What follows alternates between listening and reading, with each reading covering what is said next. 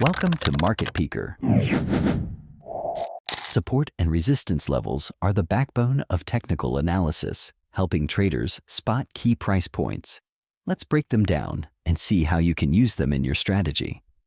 What are support and resistance levels? Support levels are price points where demand is strong enough to stop a price from falling further. Think of it as a floor that holds the price up.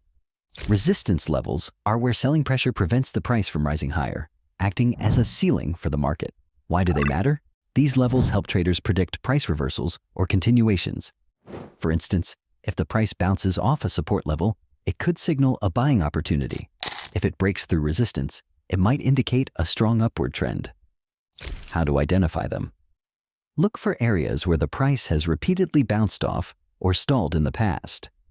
Use tools like Trendlines or Fibonacci retracement to pinpoint key levels. Check psychological numbers, like round figures, that often act as support or resistance.